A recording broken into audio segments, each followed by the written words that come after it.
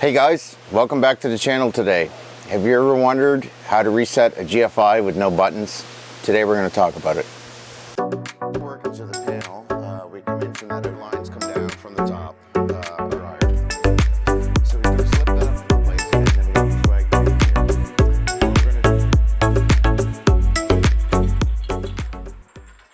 here. So, many of the GFIs on residential and commercial properties usually are downfed. The reason they are downfed is to protect the other GFIs. This also saves on cost. So what I mean is, on the back of the GFI, the power would come from the panel, leave the back of the load side of the GFI, and then go protect other plugs. These plugs can be regular outlets. They can be decor style, they can be outlet style. Whichever they are, they're usually protected by the Gfci receptacle. If those plugs don't work, then the first place you should check is your Gfci reset buttons. Excuse me. The reset buttons would be on the first Gfci receptacle, down feeding the rest.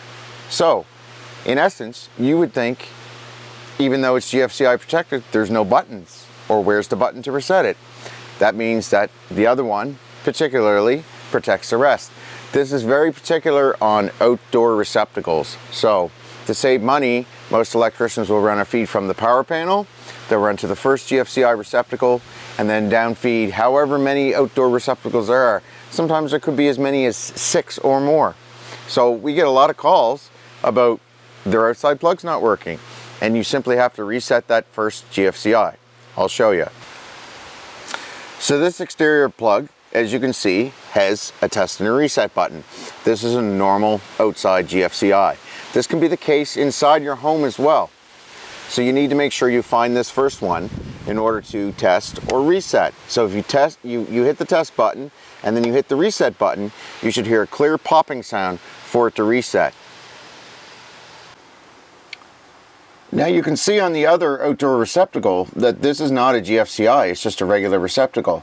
However, this is protected by the other one that I just showed you how to reset.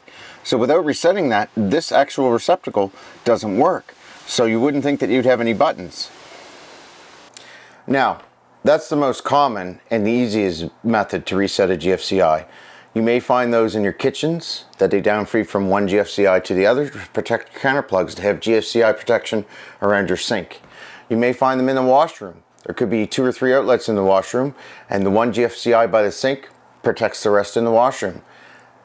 They could be around swimming pools or areas of moisture or dampness. So those are the easiest ones. Now, a little more difficult is if you have a Gfci breaker.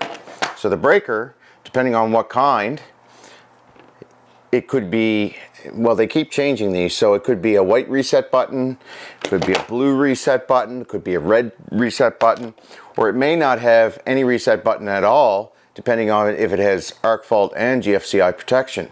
So the first thing you need to do is, if you can't find any visible Gfcis in your home without any reset buttons, and you need to go to your power panel, you need to identify which circuit is the outdoor receptacles or the receptacles that don't have any power. Once you do that, then you can identify and reset the breaker. If the breaker doesn't reset, then obviously there's an issue and you need to call an electrician. If the breaker does reset, then it should correct your problem. But a lot of times we find that breakers are marked incorrectly, so breaker labeling is very important. Sometimes these breakers can protect whole circuits. So, for example, if we were to wire a sunroom that has screened-in porch, and we don't want to use exterior Gfcis, because let's be honest, sometimes they go faulty as soon as they get damp, we'll use a Gfci breaker. The breaker will protect every plug in that sun porch. So you can go to your panel and look for your sun porch power feed. That usually is where you'll find the fault to reset your breaker or reset your Gfci that has no buttons. I hope this video was helpful. I know it was short. Don't forget to like and subscribe, and we'll see you guys next week.